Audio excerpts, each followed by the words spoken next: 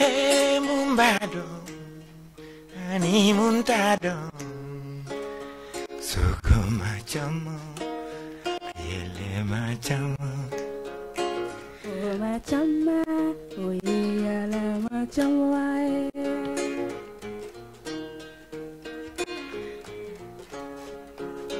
Yele ma, soko macamu. Echo ube change. Yes, oh macama. Merci. Ambalima Malik na foni la jaboko ombo fo danti foli mina bi ombo comme émission mandi sans fait no e sigidolo e émission mi la benendo Malik na foni fait wala sa ko la donia ko artiste ka actualité kan o hukum kon nana anga wele sira artiste bele ba flama no bela jelembe mo ko minu do modi bo konate ni beba do van guitar la o de bambolo yambi anaka guitar ko be ko kono aleni masan kulubali la star olu le bambolo yambi amna kuma sem diuma uku ye representana amada ne musula kawla fala masa inula Insanula. il se qui présenter en enfant barola Awo kun filɛ bala bɛɛ lajɛlen ni wula. si Ne tɔgɔ Masan Kulubali oui ka bɔ Segu. Awɔ. an bɔra ka entrer ka ni musique mais bɛɛ lajɛlen y'a dɔn mɔgɔ min le maestro van guitar van Nga foli be an filɛbaga bɛɛ Mali kunnafoni lajɛbaga bɛɛ farafina farajɛla ko n bi bɛɛ fo k'u ka kalandeni fitinin no van guitar. kalandeni fitinin Iko ko maisuru dun b'a la k'an lajɛ nin wagati. mais van il fallait belebele ka belebele an b'a sira kan an b'a sira kan dɔɔni ala ka ɲɛ ami amina yarabi. an bɛ fɛ ka dɔn van bɛ bɔ yɔrɔ jumɛn van guitar ka bɔ Sikaso Zandugula ani Sikaso cɛ kilo 7 mais pour le moment be Bamako barani anasraw kama.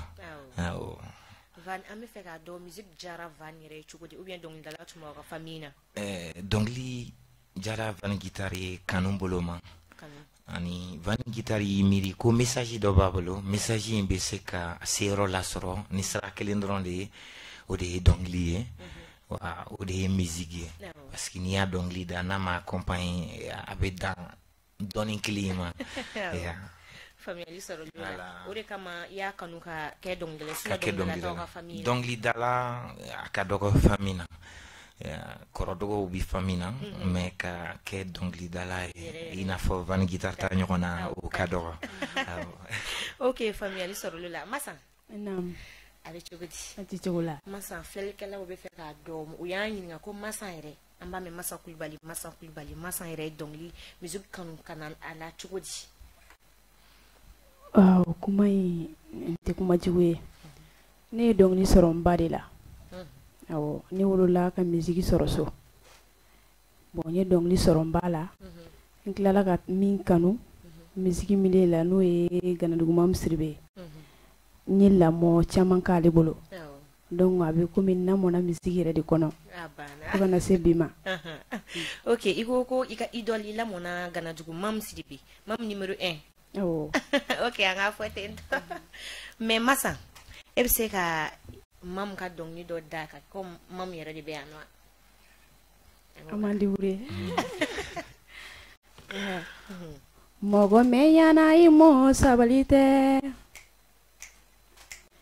Jɔnni mɛ o mɛ i na sa dɔn nɔ. Mɔgɔ mɛ ɲana i mɔ sabali tɛ.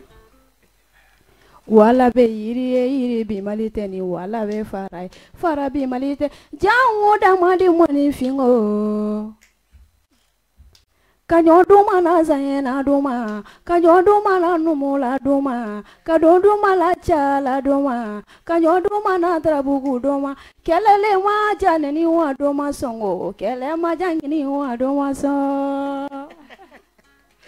ok Mamu an ka foli belebele bɛ Mamu Sidibe ye yan fɔ Ganadugu Masan an ma tila i la Masan e ka dɔnkili dɔw i ye dɔnkili dɔw b'i bolo single bi je peux dire bana b'a la deliko fantanya e y'o inspiration sɔrɔ cogo di titre ninnu bon ne ka mɔsɔ fɔlɔ yɛrɛ n'o ye baro wulilen o kɛra n yɛrɛ fasa ye o kɛra n donkan ye awɔ n fasa kɛ mɔgɔ bɛ yɛrɛ fasa da awɔ ne bɛ yɛrɛ o fasa y'a da diya ye awɔ o kɛra maxi vacances premier ye o kɔfɛ n ye bana in de bɔ awɔ bon ne bɛ n ka komi Inspiration awɔ sɔrɔ wagati yɛrɛ n'a kɛcogo la parce que dɔnkilidala kan ka wagati n'a kɛcogo lajɛ k'o kow kɛ ko minnu bɛ nali fana ka tila k'olu kow fana kɛ ok donc ne ka inspiration bɛ na tan ne n bɛ ko dɔw layɛ komi n bɛ se ka ci fɔ cogo min ka sɔrɔ a ma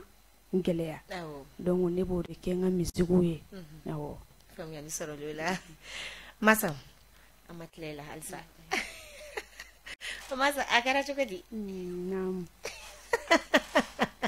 kana na n laminɛ ten dɛ aha masa depuis i ye dɔnkilida daminɛ ka na se bi ma e ye gɛlɛya jumɛnw de sɔrɔ a la musique kɔnɔ kɔni a gɛlɛya tɛ ban gɛlɛya caman caman de bɛ musique kɔnɔ surtout k'a daminɛ daminɛ ninnu na ka na se fo nin wagati in ma a gɛlɛya tɛ ban fiyewu mais n'i ko k'i b'o o gɛlɛya ninnu bɛɛ minɛ i tɛna kɛ baarakɛla ye ok awɔ mais i bɛ se ka kumaba fila fɔ an ye bon artisiya la artiste denmisɛnninw sisan anw yɛrɛ anw ka wagati dɛmɛbaga ko de bɛ anw artiste denmisɛnninw sɛgɛn kojugu awɔ parce que ni dɛmɛbaga t'i la awɔ musique kɔnɔ i bɛ se ka baara ɲuman kɛ mais a bɛ bɔ cogo di o gɛlɛya bɛ anw na dɛ awɔ producteur ka dɔgɔ Mali kɔnɔ sisan awɔ o gɛlɛya de bɛ anw artiste denmisɛnninw caman caman na mais ne bɛ Ala tanu nin wagati in na a ye n sɔrɔ ka tɛmɛ dɛ mais nin wagati in na n bɛ Ala tanu i ye producteur sɔrɔ awɔ ok faamuyali sɔrɔla o la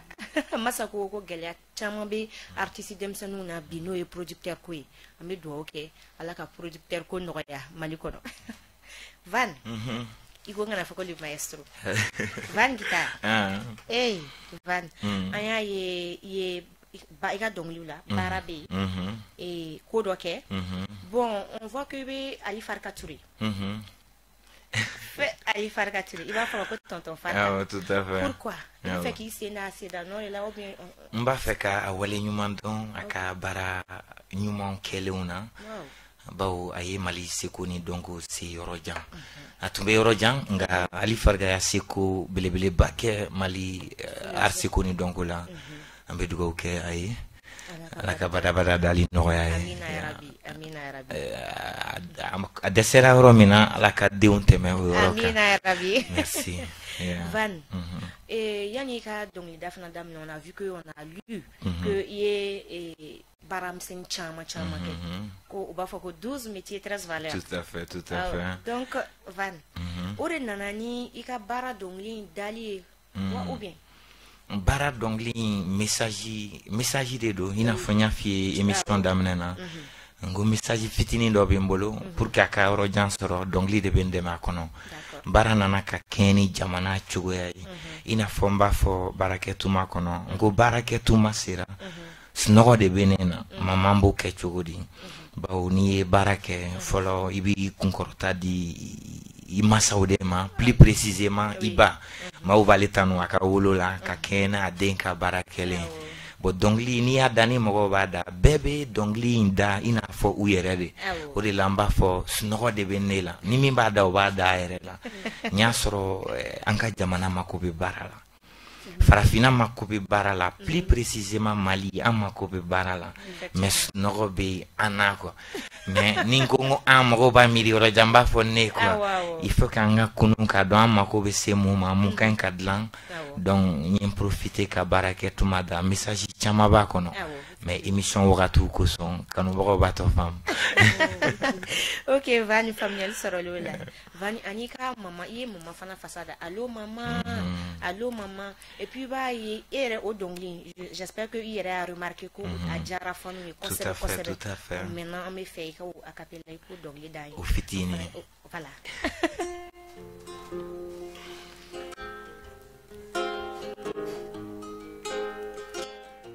ne wolo na bimiri na mama bimiri anyana pinde kananela ne wolo na bimiri yene na bimiri manyana pinde kananela Mama e fala do moni ati me de un ferebo kadengeni bitungana. Mama e so que saraka.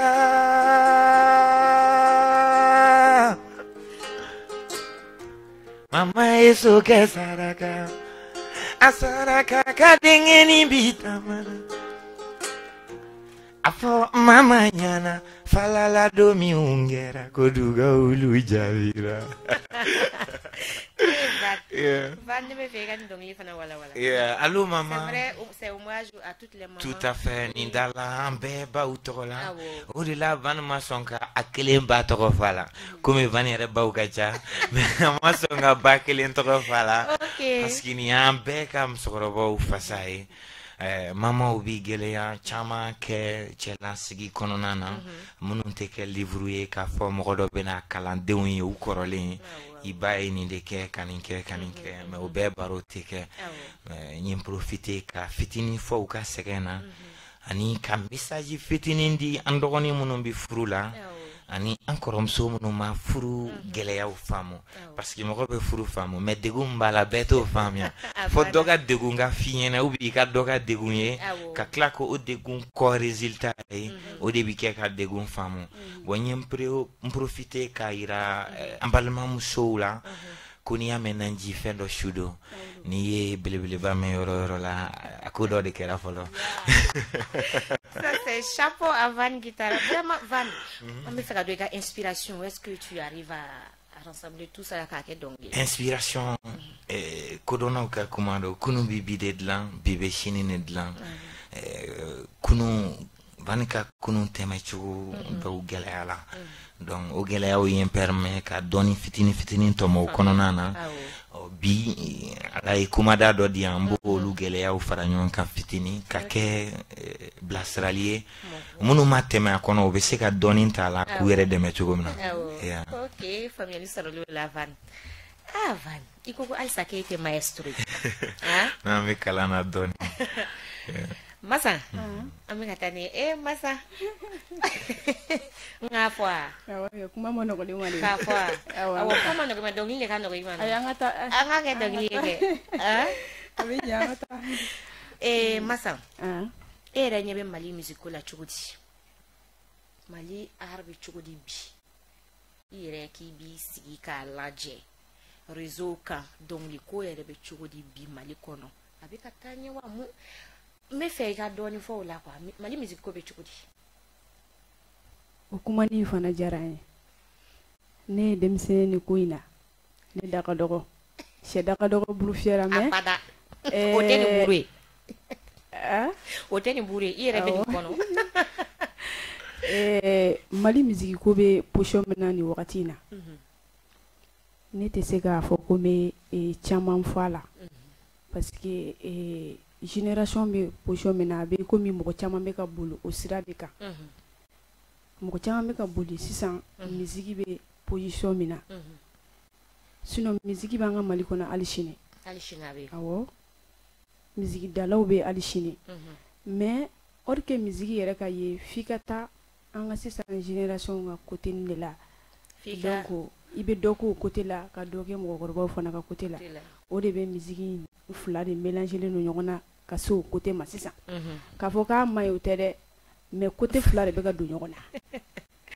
OK, ko be ka fam ta côté mfere awo donc Mali musique ko ami domina bi akayno donc dalo ere de be ka awo moderniser ka kwe mi me do ni wakati na voilà baketi mina mimbe do ni wakati na voilà mimbe ere ni mimbe do ni wakati na ina fuko ere donc fanta ya dilihonna ibe se ka o do da ana kan don ibe tla ko don li fana kora fay o nga deliko o fana yin fasali parce que ne content ne to gagner de fasada de abana ijo bani soro ga dogo yere kun soro la no yere kun soro jama ga duane masa wilila deliko la barola jama ga duane masa wilila deliko la na usonoma masa ma ke ni lawe ba jama sona masa musa kodike sigi nyogon jugu be kuma mi fonne to jate balima jugu be kuma min fɔ ne to jate teri jugu be kuma min fɔ ne to jate masa ala b'i ko min na o ko tɛ tiɲɛ. O ye tiɲɛ masa ala bɛ ko min na o tɛ tiɲɛ fiyewu. Masa i ye dɔ wɛrɛ da fantanya parce que je vois que i yɛrɛ ko i ye min deli ko o y'i yɛrɛ fasa ye. Fantanya i y'a ta bɛɛ de kan société kan ou bien i y'a ta i yɛrɛ de kan fantanya de y'i minɛ n'i y'a da. Tu veux que wala wala. Fantanya ye maliyɛn bɛɛ de. Maliyɛn bɛɛ bɛ mouvement min kɔnɔ. Fantanya dɔnkili kɔni ayi o tɛ kunu ye o tɛ bi ye wagati bɛɛ de. Voilà a bɛ yɔrɔ o yɔrɔ. En tout cas comme ne ye maliyɛn de ne b'olu de ta fɔ ka peripere latigɛ sinon a bɛ jamana caman na dɛ mais bɛɛ b'i faso de défend. Voilà. Ok faamuyali sɔrɔ olu la. Musa Matilɛ la halisa bi anw ɲɛ b'a la artiste bɛ ka ɲɔgɔn buruja réseau sanfɛ fɛn sugu bɛɛ bɛ ka kɛ réseau sanfɛ ɔ artiste kunda jeli kunda e yɛrɛ bɛ fɛ ka ladilikan jumɛn de di o ko la Masa. Masa ka ni ɲɛjugu bɔ na dɛ. Van aw kun kan ka ɲininkali kɛ Van na. Masa kuma b'i bolo. Min ye burujali ye. Est-ce que dɔnkilida nin ye dɔnkilida de ye a bɛ ka exemple ɲuman de d'an ma. Komi dɔnkilida fana kɛlen don côté fila sa ko bezi ani min tɛ bezi ye. Ayiwa. N'i bɛ fɛ ka bezi kɛ i bɛ taa burujali yɔrɔ de la. Ok. A bɛ komi burujali in bɛ sɔrɔ ten don fo koba dɔ ka k'i la donc bɛɛ ka bɔ a kalama donc a ko bɛ sɔrɔ ten de. Ok. En tout cas ne yɛrɛ kɔni bɛ yɔrɔ min na ne a ma nɔgɔn ne ma dɛ. Ala k'a nɔgɔya. Ala k'a nɔgɔya. An bɛ taa Van guitare fan fɛ sisan. Van nanga micro préféré. Van an y'a mɛn wagati dɔ kɛra o gɛlɛyala Van guitare ma kosɛbɛ kosɛbɛ ni bɛɛ lajɛlen y'a ye Mali kɔnɔna na ko minnu kɛra. Van e bɛ se ka explication jumɛn di an fana ma ni plateau in kan ani ka fanu. N bi kanubagaw bɛɛ fo wagati komi arabu b'a fɔ arabukan na el safa el marwa ɲɛnɛmaya ye yɛlɛn ka jigi de ji laada ti kalaya ye mais a sumalen no yɔrɔ min na a bɛ kalaya yen donc n b'a fɔ ko n yɛrɛ bɛ dɔnkili dɔ da n bɛ to k'a fɔ mɔgɔw ye n ko mati ko kɛɲɛw dɔn f'i ka maya maya de k'a fɔ don dɔ la alhamdulilayi ani k'a fɔ don dɔ la subhanalayi o ye maya de o de kɔnɔna na i bɛ maaw dɔn n b'a fɔ o ɲɛnɛmaya lajarabili dɔ quoi parce que an bɛ jamana min kɔnɔna na jamana dɔw bɛ ka kule don o don ko justice donc n'i ye gɛlɛya sɔrɔ o la i b'a bila ɲɛnɛmaya lajarabili de kɔnɔna na parce que i kelen tɛ ka kun e ɲɛmɔgɔw bɛ ka kule a tɔgɔ la i nalaw bɛ ka kule a tɔgɔ la bon ni a sera i ma faut pas que i b'i kelen ta kɛ diɲɛ wuli ye i b'o bila lajarabili minɛn kɔnɔ mais n bɛ message fitinin min di parce que toujours n bɛ message minɛn de kɔnɔ gɛlɛya in ye message lasumaya wagati ni kunkurunin kɔnɔ a ye fɛn dɔɔni a y'a lasumaya sinon a tɛ message latiɲɛ quoi parce que message bɛ hakili de la donc baarakɛminɛn minnu bɛ Van bolo même ni gɛlɛya y'o bɛɛ tiɲɛ a ye minɛn de tiɲɛ hakili de nana n'o bɛɛ ye quoi ni Van hakili bɛ yen ka ban toujours u k'a dɔn ko message in bɛ na quoi wa ni gɛlɛya min ye Van sɔrɔ o sira kan u k'a dɔn toujours message don parce que i tɛ se ka waranin kala boso n'i ma don fin na i bɛ don jɛ la n'i sera min ma n'a a tigi bɛ fɛ ka yira k'a fɔ ko i ka wara bosotɔra sera ma mɔgɔw bɛ n'a fɔ k'ale ka mun bɛ warako la donc a tigi bɛ se ka kanu sɔngoya yira o bɛ se ka bɔ sira caman kan donc n bɛ foli kɛ kanubagaw bɛɛ ye minnu ye n dɛmɛ nin gɛlɛya in kɔnɔ i n'a fɔ n b'a fɔ sɔn kɔnɔ cogoya min na mais n bɛ to ka message nin dɔ di n sigi n ko famaw m'a ye n ko miiriw m'a ye quoi ni baara tɛ kɛ yɔrɔ min na bɛnbaliya ti dɔgɔya famaw m'a ye baba miiriw m'a ye ni baara tɛ kɛ yɔrɔ min ɲɔjuguya ti dɔgɔya famaw m'a ye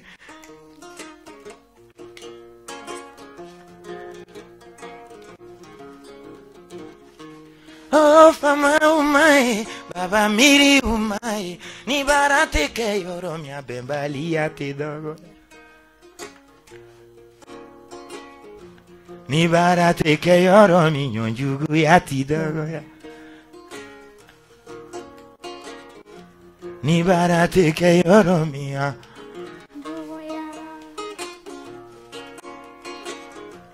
ni barate ke yoro mi nyonko kumate dogoya Fama umae, baba moba umae, ni barate ke yoro mi fonyonko lute dogoya. Men profite kanenda kurunya flafo. Oui, oui. Mbabe don mbabe foi babe chen.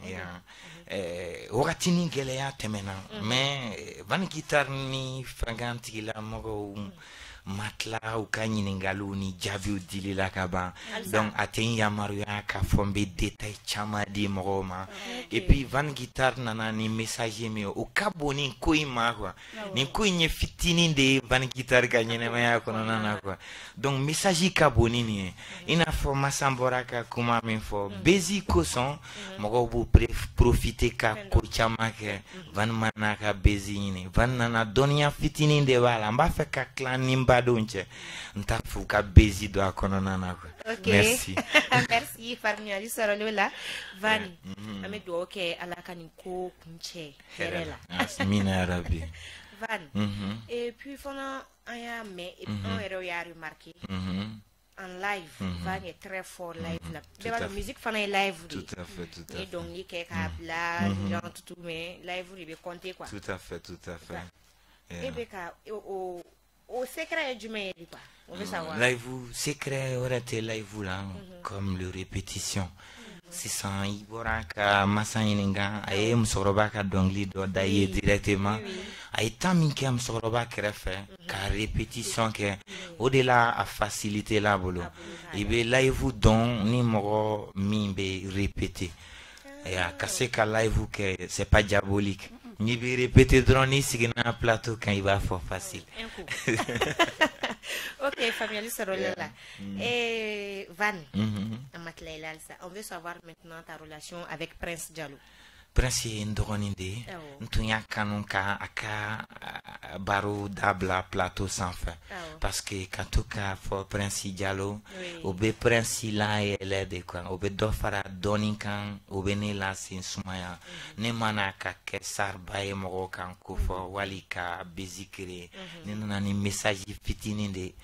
Message inkono Prince nunu bete menane ka so yani ne benyera ira jamana ka dondoni mene message na. Mba fait qu'à partager. À tout mandine kana ne ka ye publiquement. À tout kadine ka mogo de blanc, mogo munu bina publiquement. Kane kani haklina in passé. Mais nya soroni demsenu bibo, obi haklina in bla choyala, mimbi olu permet ka fitini soro. Alors que ni doni yini de do, ne ka dongli kele ni da na flotiki do la benson.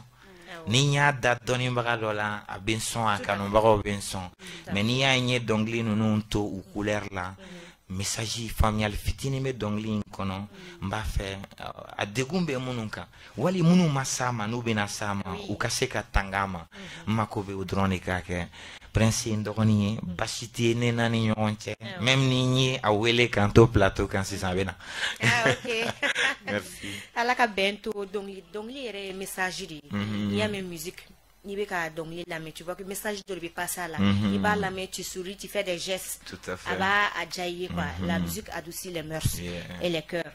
Donc la musique n'a pas de frontières comme on le dit si bien. Massa. Et quel projet au juman bi amedom ne ko bi projet juman bi bolo projet chama membolo. Ok. Et ma a damine comme kumbe album kura bola nga album bora o delikasi ko kuma fana be sina o ni wakati ni na o projet de be sisa album morceau folo bora donc flana yere kan abla le 5 novembre donc album yere mu me kan abla abe sur site be sans fait le 19 de ce mois 19 novembre. Ok. Famille sur le. Au fait projet wara ote no. Artistique projet koni album tout ça. Concert ote sina. Concert. Nyo de fo délégation ou la ben fana be sina. Voyage ko be sina. Ala ko do irana. Ambela jelembe taw. Ala ko irana. Prince. Ami fait qu'il a projet dans les jours à venir.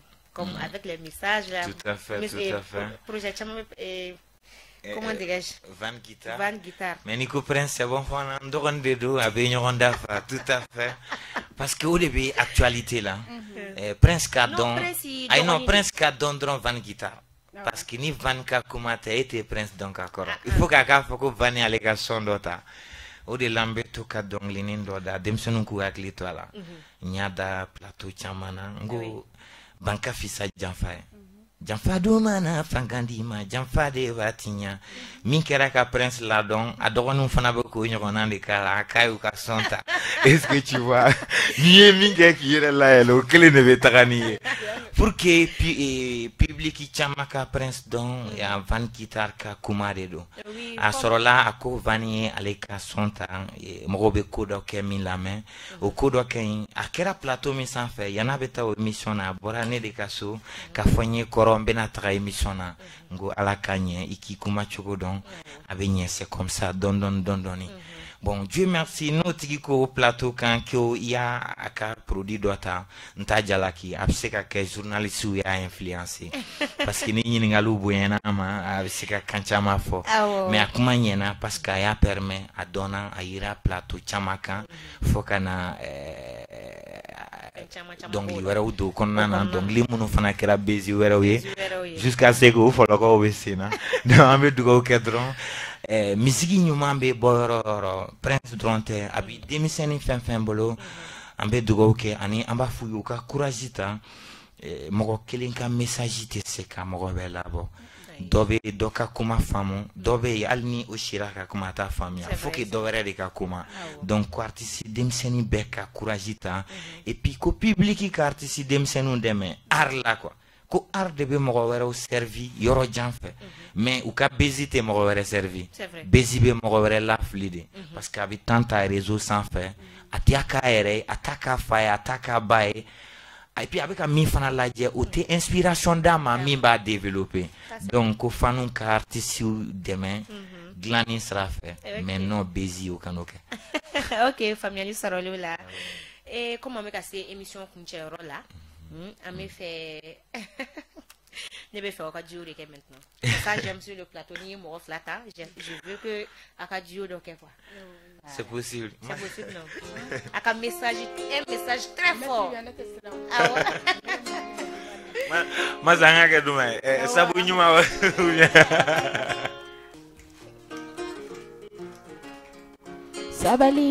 sabali dota esini amfa Mama masanga sabali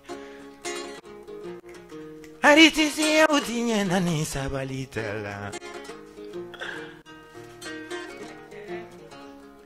Gafure hawaka sabali Oni sabali la evina dondo Animation autinye nani sabali tala Caméra manu saluer Technicien saluer un journaliste il vous salue.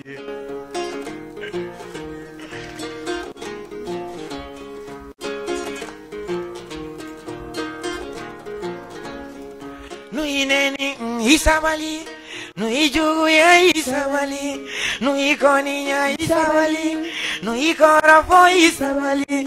Adusu kasima Kenya unya, sabali ibina donoya. Émission du matin nani sabalita Mali Kunafoni TV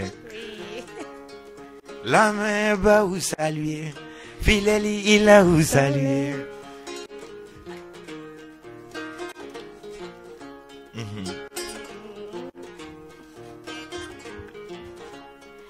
Jamate marani sabalite Togote soro ni sabalite Sigite ni sabali Aritisi ya ute soro Fi sabali Sabali bataille Siniye anva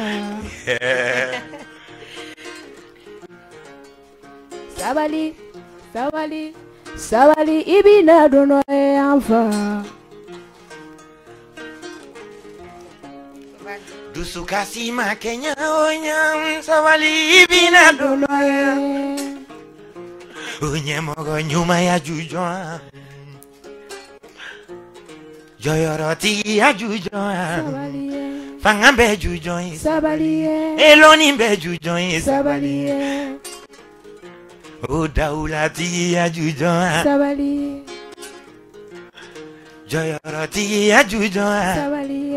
dugati soroni sabali Sabali. woloba dugati soroni Sabalite. dugati benani sabali Sabalite. wolofa dugati soroni Sabalite. dugati bena o Sabali. o furunyon dugati benani sabalite Sabalite. o togo bati ajujoa. Sabali. Merci Clouali. Merci beaucoup. Famille sera lola. Tandoro bo sabali kono. Sabali le kono. Ya ni sabali la ko bebe bo kono. C'est vrai. Sabali te desay wa o te ko dombali ay. Sabali bibla ka koye ka ko koye. Koko na nyete me na kode bina. Kode bina, c'est Voilà, vrai. donc Mais yoron no fana be ambe bodak. Kananda dokumana kananda dokumana. Ouais, Sokura Blala, le 29, avec plateau quand Oui, j'ai oui. couru à Morobala à télécharger, oui. que toujours à Makobe, Kanumaro, ka critique là, ani commentaire ou, Farankamu nunkanka kala, ani munkanka bobaraina, Moko Kelen, Hakli Kelen, Wow. Jama Klu Jelen, Bifo. Bifo. Amakobe hakili tigi ubeka blasra lula mukan ka do ala tuguni mukan ka bo ala et puis ka yirula ko produit chama be kofe kasobon semble len kofe anye kunyogon flake anye chikan bla chikan amba adressé jamana nye mo de la ina fomba fo chugamina kananda dokumana kananda dokumana kananeda dokumana. Oh bon, kananda dokumana konomani dembatigi nunu be kele abe mami kono ka glani ke ani glani rebe mami bolo nunu be ye mo kele onde bo kanana fonyena ko dokan wali ba fonye ko domai a donc ko imbe kunye ko kelende o ko kelenye munye bara bebe ke munde ko son mbolu la yino de cité senekela okulela ko no son chaya ruma ko baraka minen tubolo jamana dunti sabati ni dunka fama sabati bon be kuma barakela mununka olu ye jamana dloman ye jamana be komi gwa bon ni senyena mantika gwa koro jagu ya wo yo be chaya koro mangam seni bi chaya nyem profiter ka jamana dunka chideta ka fonye mogo ye nu yu hakli to ni josona ni jenu ye bara soro kuma dola ambe munu fo binkanu ni asugu ya kacha comme mo gore ba fani goshilu ulu bebe doya alambe frodi mu fo service la ka foko service barakelo be dondoni mine ni ma ere me je crois que akuma inchale me abuko mo be dondoni mine ko voilà bon pour que ukana dondoni mine il faut que barade ka ke ulu be dondoni mine oni mo gore o de ba partager oni nyonche mais oni munu be dondoni ni klana soro lulu bi barala ou ma côté se u ka dondoni bon famon bi dondoni mine o fana be doya ma fa bere do bamne comme nous bamne ku ka berebe. Famille sera lola Van Guitar. Merci. Moribo Konate. Alliance Van Guitar Guitar Force sababu yala. Palma Malik na foni la jabogo ambora ka anga bilibili flaula me uluka projet fo no e Mansan Coulibaly alini Van Guitar. Tout à fait. Uluka projet fo ya me do ke ala ka se ka sedumo o ka se ka projet o bela jene réaliser. Van côté ambeka barake. Akambe ami. Merci.